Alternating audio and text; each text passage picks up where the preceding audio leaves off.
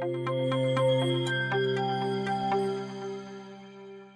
am Kanchan Sadana from RPIT campus Bastada, Karnal. So we are discussing about the factor affecting drug absorption.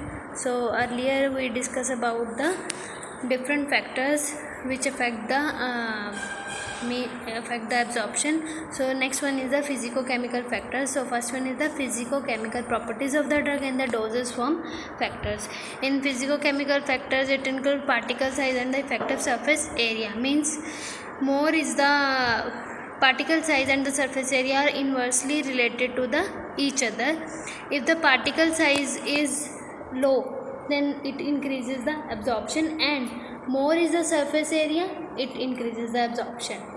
They are interlinked with each other and they are inversely related to each other. There are two types of the surface area: absolute surface area, which is the total surface area of any particle; effective surface area, which the area which is exposed to the dissolution medium for the absorption. Then effective surface area is directly related to the dissolution rate. Greater the effective surface area, more is the contact between the solid surface and the solvent, so faster is the dissolution. So more is the effective area, more is the absorption, and less is the particle size. It is uniformly distributed in that effective area and increases the absorption. So they are inversely related to each other. Then polymorphism, amorphism.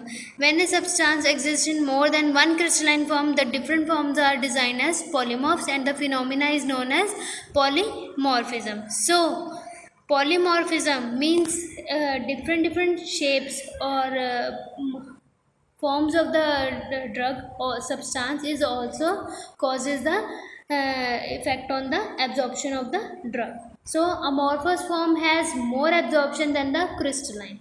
So it depends on the form of the drug. Then amorphous form of the drug, which has no internal crystal structure, represent the higher energy state and greater solubility. So more is the solubility, more is the absorption. So for example, amorphous form of novobicin is 10 times more soluble than the crystalline form.